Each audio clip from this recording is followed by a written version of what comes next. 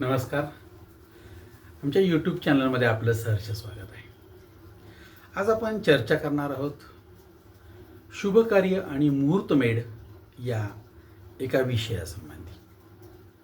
त्याची पार्श्वभूमी अशी आहे की एक उच्च शिक्षित समाज आणि एक अशिक्षित समाज आणि एक मध्यमवर्गीय समाज असं तिन्हींचं समाजामधलं संतुलन हे टिकवण्याचे प्रयत्न धर्मशास्त्र करत आलेलं आहे, करत राहील आहे. पण काही उच्च शिक्षित समाजामध्ये शुभ कार्य होतात. मग ती नवीन घर घेतलं तर त्या वास्तूचं उद्घाटन किंवा आपण ज्याला वास्तुशांती म्हणतो, घरात एखादं मूल आहे त्याची मुंज, त्यानंतर विवाह हा तर प्रत्येक घरातला अपरिहार्य घटक आहे. मग त्या मुलाचा असू दे, मुलीचा असू दे. तर आजकाल हा सगळा प्रकार आहे, याकडं व्यवहार आणि पैसा या दृष्टिकोनातून पाहिलं जातं. म्हणजे या सगळ्यांच्याकडं बघत असताना आपण शास्त्र आणि व्यवहार यांचा समतोल साधावा. हा साधा सोपा हिशोब. भरपूर पैसे आहेत, ते आज सगळं हे इव्हेंटला देतात. मग मुहूर्तमेढ रवण्यापासून ते मेहंदीवाल्यापर्यंत, रांगोळीवाल्यापासून जेवणं वाढण्यापर्यंत हे सगळे लोक असतात ते ज्यांचा याच्याशी काडीही संबंध नाही, ज्यांना ह्यात काडीचाही आनंद नाही. फक्त पैसा आणि व्यवहार हाच दृष्टिकोन समोर ठेवून करणारे असतात. पण शुभकार्यामध्ये शास्त्र काय सांगतं? माझ्या घरातले, माझ्या कुळातले, माझे मानणारे असे सगळे यात सहभागी झाले तर ज्या आनंदानं ते करतील त्यांना जो आनंद मिळणार आहे तो आनंद बाजारात कुठेही विकत मिळू शकणार नाही. म्हणून त्यांनी पुढे यायला हवं, त्यांनी सगळं करायला हवं. परंतु दोन्हीकडूनही काही गोष्टींच्या अडचणी आहेत.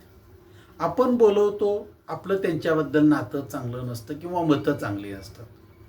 ज्यांना बोलवतो त्यांना काही येत नाही, ते कशातच दारातली रांगोळी काढत नाही. आज कित्येक तरी घरं आणि फ्लॅट मी अशी पाहिली की दाराच्या बाहेर अंगण किती असेल, जिन्यातून उतरल्यानंतर 2x2, फार तर 2x3च अंगण आहे. तुम्हाला तेवढं सुद्धा 6-6 महिने लोटलेलं सुद्धा नाही. रांगोळी काढायचा संबंध नाही, घरांना उमरे नाहीत, पाणी फिरवायचं, एखादी छोटी रांगोळी काढायची नाही.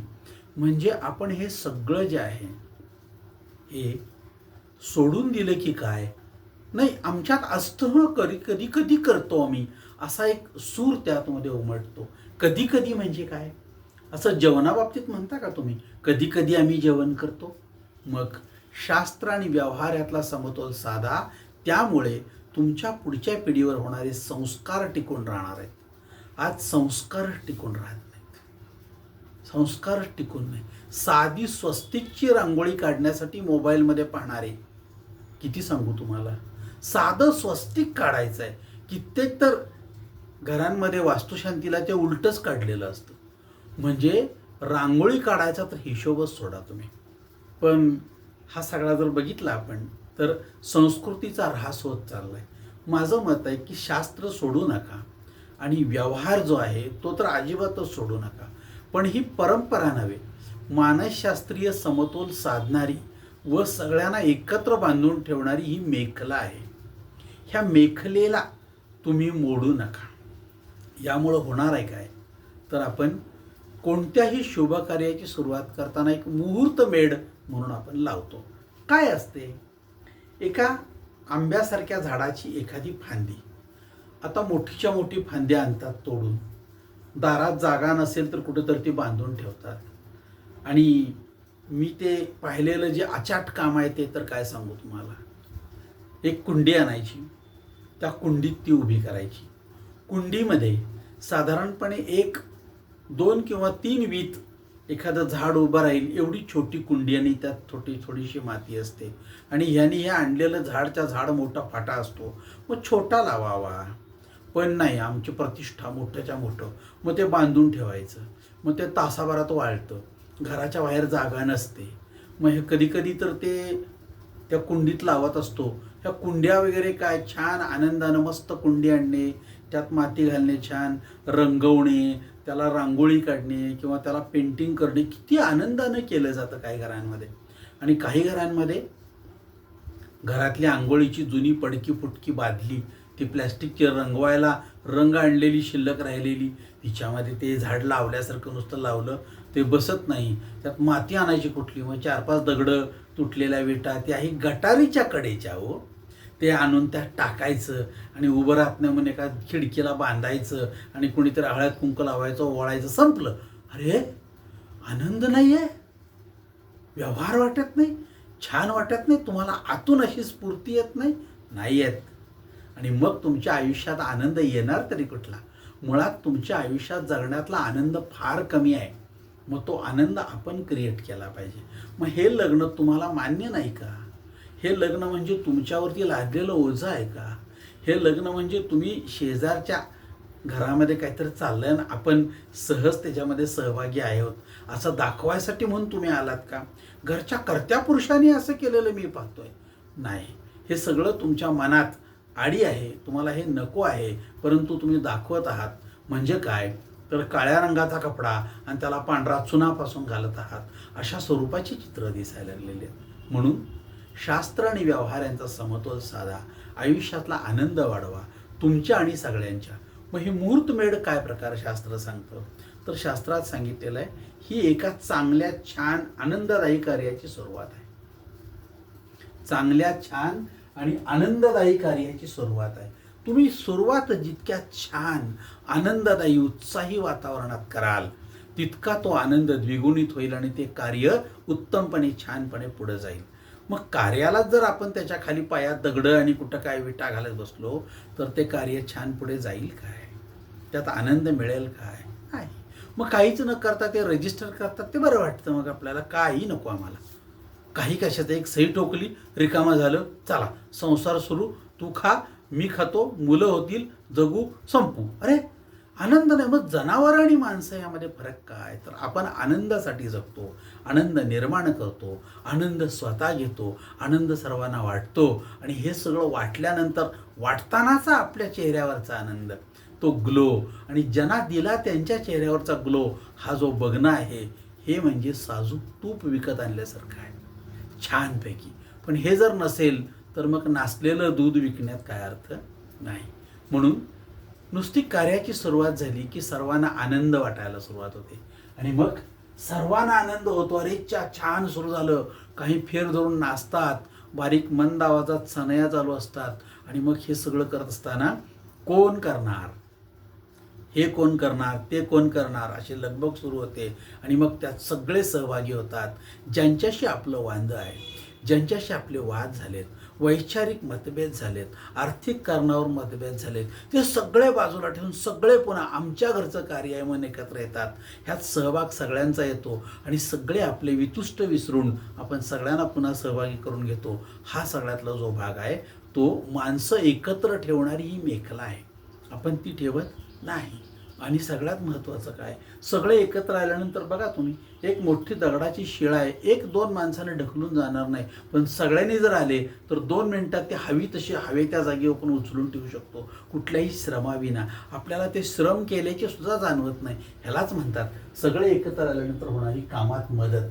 म्हणून मुहूर्तमेढ रवत असताना शुभकार्याची ह्या सगळ्यांना घेऊन काम करायचं आहे. मग हे सगळं करत असताना आपल्याला ह्यातून काय मिळणार आहे, तर ह्यातून एक मानसिक आधार मिळणार आहे. मी एकटा नाही, माझ्याबरोबर सगळे आहेत.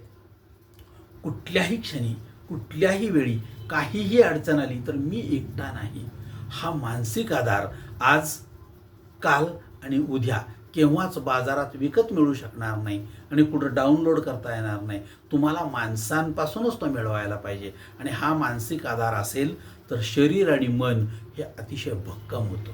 माणसं आज आत्महत्या करताना दिसतात, त्याची कारणं तीच आहेत, त्यांचा मानसिक आधार हरवलेला असतो. माझ्याबरोबर कोण नाही आहे, मी एकटा आहे, मला कोणी काय मदतसुद्धा करणार नाही, ह्या भीतीपोटी ह्या गोष्टी घडतात. म्हणून आपण जेव्हा एखाद्या गोष्टीची साधी मुहूर्तमेढ रवतो, मुहूर्तमेढ म्हणजे एका झाडाचं कुठंतरी फाटा आणून लावणे हा प्रकार नव्हे. एक नवीन छान रोपटं लावणे, ते जरासं मोठं होऊ देणे आणि मग ते कुठंतरी छान एखाद्या झाडाजागी किंवा एखाद्या शेतात लावणे ही खरी पद्धत आहे. ह्यामुळं वृक्षारोपण झालं. छान नवीन 4 रोपटी मला लावता आली. मला ती लावल्यानंतर ती मोठी दिसल्यानंतर काय आनंद होतो. आहे ती झाडं आम्ही तोडायला लागलो आणि ती कुठंतरी वेड्यासारख्या बारक्या ह्याच्यात लावायची आणि 2 दिवसांनी ती येऊन फेकून द्यायची कचऱ्यामध्ये. असं जर केलं तर मानसिक आधार कसा मिळणार आपल्याला? विचार करा. एक झाड लावणं आपल्याला शक्य आहे का? हो. तयार लावलेलं झाड एका कुंडीमध्ये सुद्धा आज विकत मिळतं. इतकं आपण पुढे गेलेलो आहोत. तुम्ही आणून लावा असं म्हणत नाही. जावा नर्सरीमध्ये, कित्येक तरी जागी छान तयार आंब्याची झाडं लावलेल्या कुंडी सकट, म्हणजे काय तर का प्लॅस्टिक पिशवीमध्ये माती, त्यामध्ये खत, त्यामध्ये झाड लावलंय, ते छानपैकी 2, 3, 4 फुटानं छान मोठं झालेलं आहे. आणा कुंडी, आणा, त्यामध्ये ते झाड ठेवा, कडची प्लॅस्टिक पिशवी काढा, जरा माती घाला, मस्त टवटवीत हिरवंगार झाड बघायला मिळतं. हा मानसिक आधार ती लोक जमल्यानंतर आपल्याला मिळतो आणि आपल्यामध्ये ते टवटवीतपणा सगळ्यांना दिसतो. तोच तो मानसिक आधार असतो. म्हणून ते लावायचं. फाटा तोडून योग्य वाटत नाही. आज शक्य आहे आपल्याला, म्हणून आणा. जिथं शक्य नसेल आणि त्याने ते वापरलं तर मी म्हणेन व्यावहारिक समतोल आहे. चला ठीक आहे, ह्यांना वेळ नाही, ह्यांना मिळणार, कुठं मिळत नाही अशी परिस्थिती. पण आज जागोजागी प्रत्येक गावोगावी नर्सरी आहेत.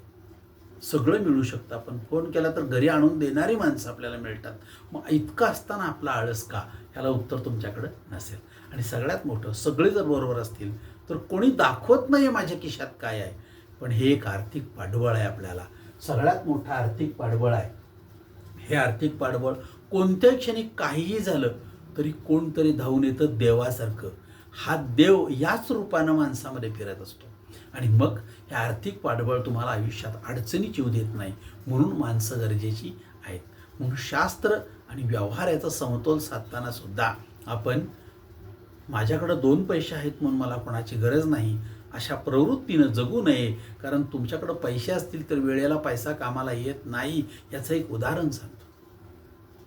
एकदा शंकर आणि पार्वती एका कैलासावर बसलेले होते आणि ते एका विमानातून फिरत होते. कथा ही सांकेतिक आहे, कथेकडं जायचं नाही.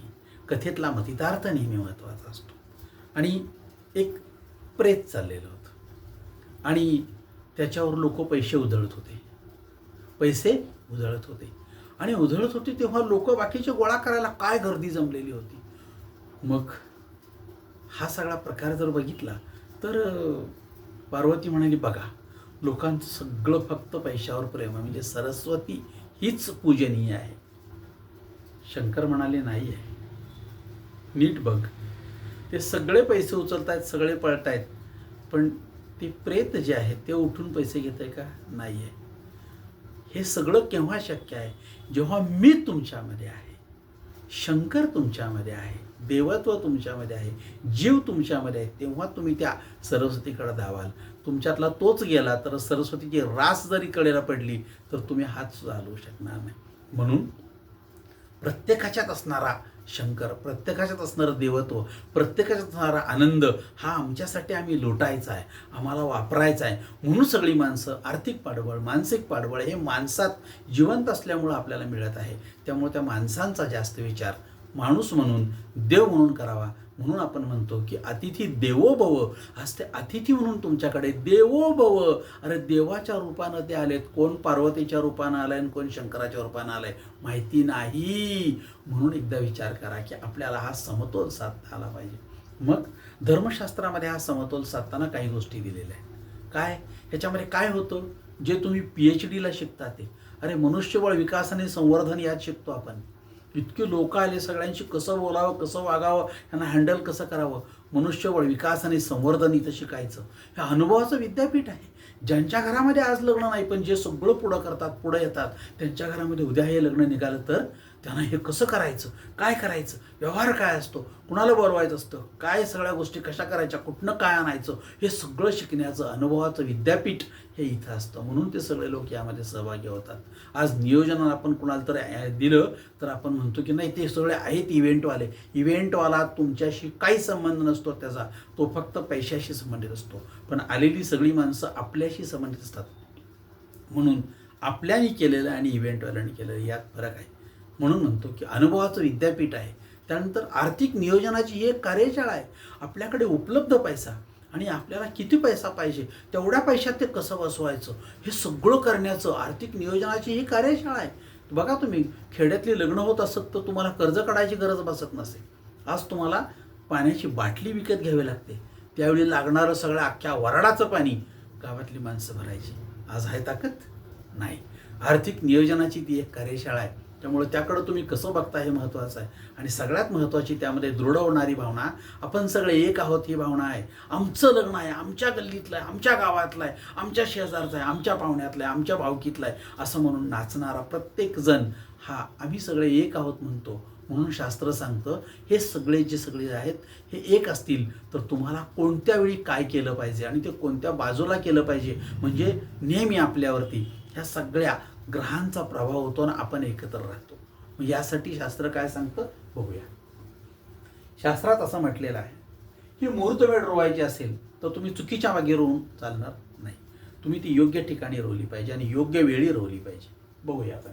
शास्त्र असं सांगतं की रवी जर 2, 3 आणि 4 या राशीमध्ये असेल, तर तुमच्या मुलाची आणि मुलीची रास कोणती का असे ना, त्याच्याशी काही संबंध नाही आहे. रवी कोणत्या राशीमध्ये असतो त्यावेळी ते कुठल्या बाजूला घ्यायचं. म्हणून असं म्हणतं की रवी 2, 3 आणि 4 म्हणजे वृषभ रास, मिथुन रास आणि कर्क रास ह्यामध्ये जेव्हा असतो तो तेव्हा मुहूर्तमेढ आग्नेयला रोवायची असते. आग्नेय म्हणजे पूर्व आणि दक्षिण यांचा मध्यबिंदू असतो. मग घरात त्या बाजूला जागा नसेल तरी तात्पुरती तिथं घ्या, तिची पूजा करा आणि नंतर तुम्ही कुठेही ठेवा.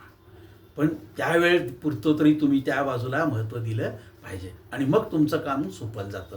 मुहूर्तमेढच आम्ही चुकीचे रोवत असतो तर आमच्या कार्याला यश कसं मिळेल.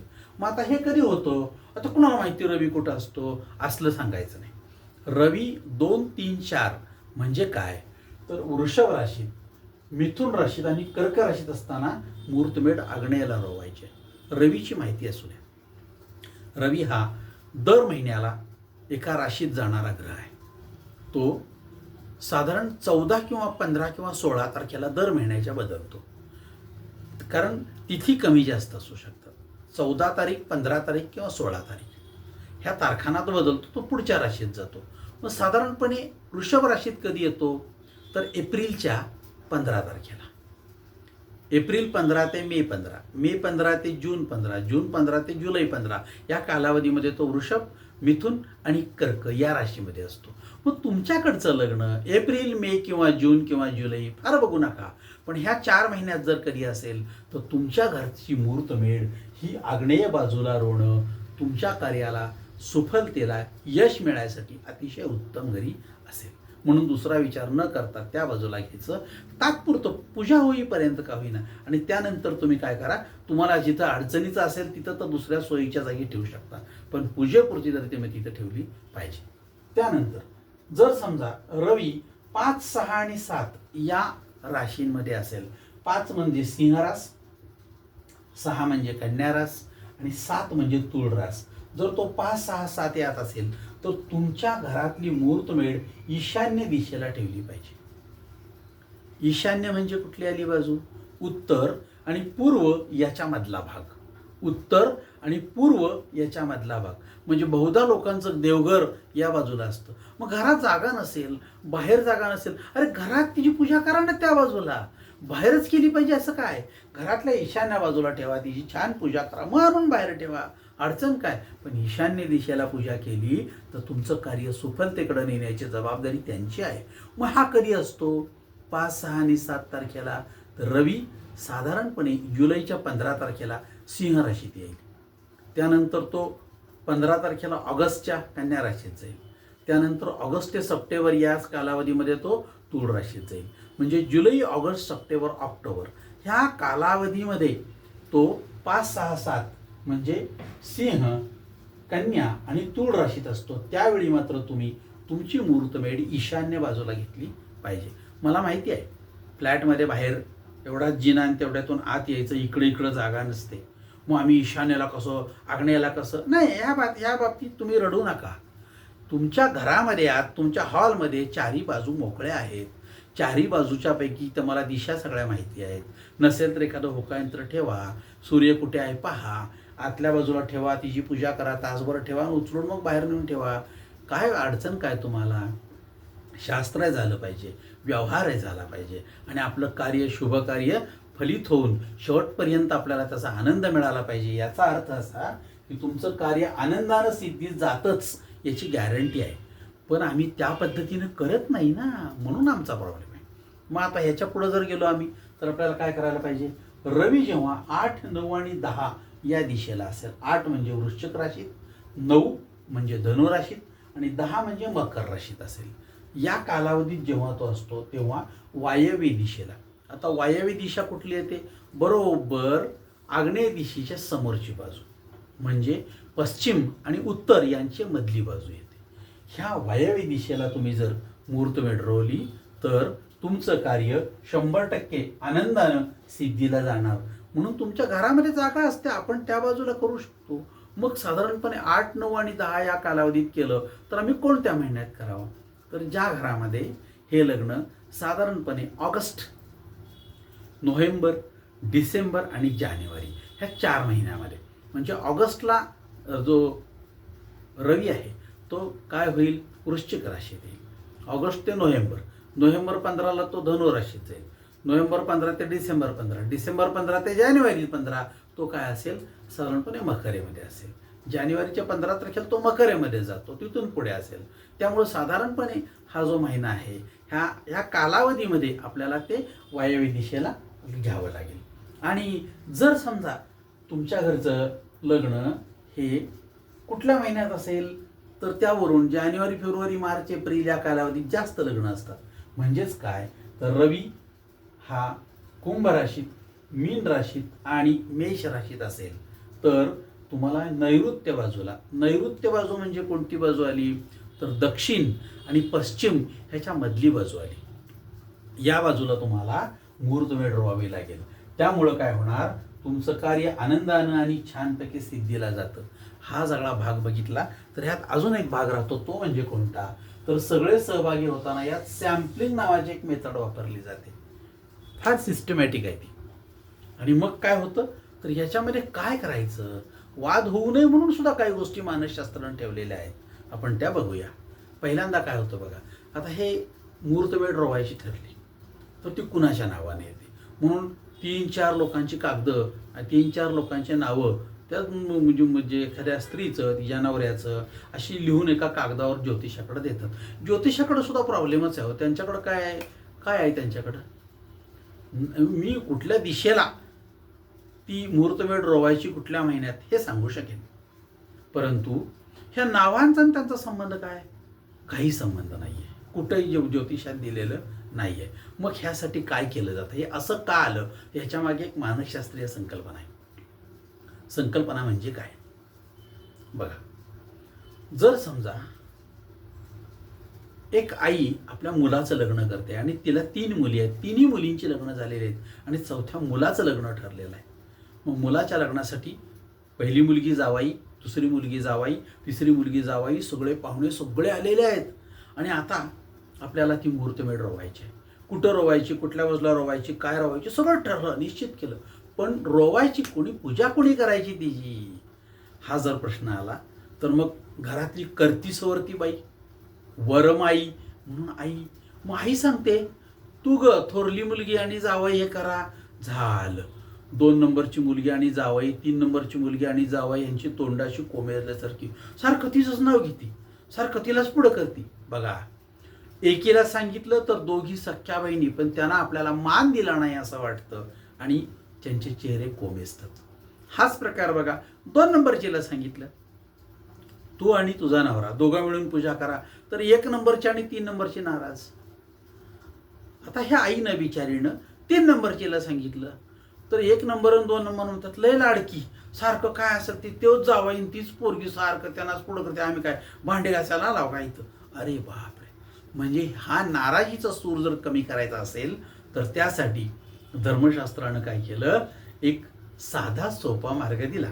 तो म्हणजे काय? हे घेऊन त्या ज्योतिषाकडे जा, तो डोळे झाकतो आणि त्यातल्या कुठल्या तरी एकावर टिक मार्क करतो, ह्यांचं नाव निघतंय, झालं. आणि मग ते तिथं आलं की हिचं नाव निघालं, तिघांची नावं पाठवायची. तो कोणाच तर एकाला डोळे झाकून टिक मार, त्यांना कोणाला पाहिलेलं नसतं आणि मग ते एक टिक मार करतो, ह्यांचं नाव येतंय, कसं काय आलं असं विचारतो. तो म्हणणार सांगितलंय ना, बरोबर आहे. आणि मग त्यांनी पूजा करायची. बघा आता आईनं जर सांगितलं असतं तर वाईटपणा आईवर आला असतं. ज्योतिषानं सांगितलं वाईटपणा कुणावरच नाही, तिचं नाव निघालं ते नशीबवान आहे. म्हणजे हा प्रकार कसा असतो आपण हा वापरतो, याला सॅम्पलिंग मेथड म्हणतात. म्हणजे काय, याचं एक उदाहरण सांगतो तुम्हाला. मग तुमच्या असेल की इथं उदाहरण हा सुद्धा काय आहे, एक किरकोळ भाग आहे, पण मानसशास्त्रीय तत्व किती मोठं आहे बघा. माणूस नाराज करायचा नाही आणि त्या माणसाला कुणाबद्दलही वाईट बोलू द्यायचं नाही, हे तत्व अतिशय सुंदर मानसशास्त्रानं वापरलं गेलेलं आहे. म्हणजे उदाहरणार्थ तुम्ही स्वतः एक भिशी चालवत आहात, एक 10,000 रुपयाची भिशी आहे, 10 जण भिशीत आहेत, 1,00,000 रुपये होतात. दर महिन्याला 1,00,000 रुपयाची भिशी काढली जाते. एक नावाचा माणूस त्याचा चेअरमन आहे, म्हणजे सगळं बघतोय तो. आणि त्याच वेळी काय झालं तर आता 1 तारखेला भिशी काढायची आहे आणि आज आहे 25 तारीख किंवा 1 तारीखच आहे. सकाळी आपल्याला दोघा जणांनी सांगितलं की असं म्हणाला की माझी आई ॲडमिट आहे, मला 1,00,000 रुपये भरायची भिशी मला द्या. आणि असा म्हणाला की हे बघा माझ्या घरचं लग्न आहे, तुम्हाला पत्रिका दिली, मला पैसे कमी पडतात, कुठंतरी मी कोणाला तरी व्याजानं बिजानं काढण्यापेक्षा मला भिशी मिळायला पाहिजे. आता या चेअरमन पुढं अडचणी आल्या. पण मागतोय त्याची आई ॲडमिट आहे आणि म्हणतोय की माझ्या घरी कार्य आहे, कुणाला द्यायची. जर त्यानं ला दिले तर शिवाय देणार, तोंड बघून पैसे दिले.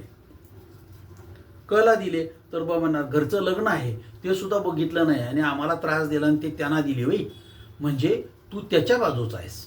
म्हणजे ह्यानं काय केलं, त्या माणसाचं विभाजन केलं. तू कुठल्या बाजूला आहेस म्हणून तो त्याला काय वाईटपणे बोलू शकेल. पण हेच त्या माणसानं अतिशय चांगल्या पद्धतीनं टॅकल केलं तर तो म्हणला हे बघा मला सगळे सारखेच, एक काम करा, किती आपण 10 जणांच्या चिठ्ठ्या तयार करा. केल्या, एका बशीत ठेवा, सगळ्या एकसारख्या पिवळ्या रंगाच्या चिठ्ठ्या, प्रत्येकावर नावं लिहिली. कुणाचं हे नाव दिसत नाही काही नाही, असं गोल गोल गोल करून सगळं टाकले. आणि रस्त्यानं जाणारा एक छानपैकी बालवाडी सुटलेलं पोर होतं, त्याला काहीही कळत नाही. त्याला बोलवलं, त्याला सांगितलं बाळ ह्यातली एक चिठ्ठी काढ. त्याने एक चिठ्ठी काढली, ची निघाली, च्या नावानं निघाली. म्हणलं बरं झालं, छान, दवाखान्याचा खर्च माझा जो आहे तेवढा भरून निघाला, आनंदी आहेस मी. पण आता जर तेच या ते पैसे ला दिले असते तर जे काही बडबडला असता, त्याच्या डोक्यात जे विचार आले असते, त्याच्या चेहऱ्यावर जे एक्सप्रेशन आले असते, ते आता सॅम्पलिंग पद्धतीनं ती चिठ्ठी काढली त्या मुलानं. त्या मुलाला काहीही माहीत नाही कोण काय चाललंय ते, रस्त्यानं चाललेलं पोर आहे, त्याचं नाव सुद्धा कोणाला माहीत नाही. आणि त्यानं काढली. आता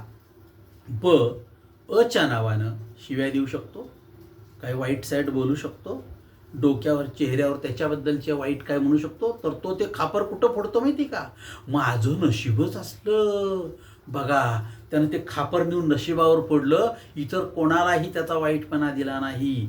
हा सॅम्पलिंग मेथडचा सगळ्यात मोठा भाग हा यामध्ये येतो. त्यामुळे मुहूर्तमेढीमध्ये सॅम्पलिंग मेथडचं काम ज्योतिषी करतो, म्हणजे कुणालाही वाईटपणा येऊ देत नाही आणि सगळं काम अतिशय आनंदानं जातं. इथं वाईट होणारी आईसुद्धा सगळ्यांना म्हणते बघ बाई तुझं नशीब मोठं, किती छान, बघ तुझ्यामुळं हे झालं तू आत लाव. मग बाकीच्या पण दोघी म्हणतात तुझं नशीबच मोठं बाई पहिल्यापासून, असं म्हणत राहतात. म्हणजे आपण इतर कोणावर खापर पडण्याऐवजी ते जर नशिबावर पडलं तर कोणी वाईट होत नाही, सगळे आनंदी राहतात. एकमेकांच्यामधला असणारा वितुष्ट जे आहे ते वाढत नाही आणि एकमेकांबद्दलची मनश कलुषित होणं हे आणि सगळ्यात मोठं त्या वर्माईला आईला कोणीतरी वाईट म्हणणं हे सगळं टाळायचं असेल तर ह्या सगळ्या गोष्टी शक्य आहेत. त्यामुळं तुम्हाला मुहूर्तमेढ रोवायची असेल तर छानपैकी विचार करा, कुठं कोणत्या बाजूला कधी आणि कशी. हे जर केलं तर तुमचं कार्य आनंदाने सिद्धीला जाणार, हे 100% मी तुम्हाला सांगतो. म्हणून धर्मशास्त्रामध्ये सांगितलेल्या गोष्टी आणि आपल्याला व्यावहारिक तत्व काय पडतं ते, ह्या व्यावहारिक तत्वानं जर आपण गेलो तर माणसं मोडत नाहीत आणि व्यवहारही मोडत नाही. म्हणून झाडं तोडून कुठतर लावण्यापेक्षा एखादं छोटं झाड लावा, 4 झाडं लावा ना, आणि 4 लोकांना द्या छानपैकी शेतात लावायला.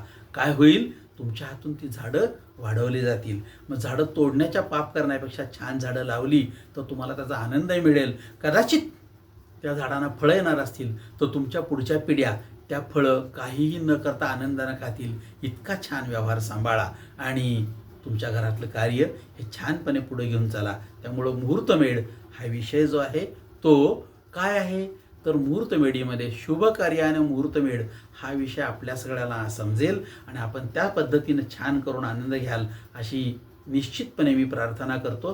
तुमच्या घरातलं हे शुभ कार्य आणि छान मुहूर्तमेढ ही सुफल हो, शुभ कार्य काही न विघ्न येता पुढं जावं अशी प्रार्थना करतो आणि थांबतो.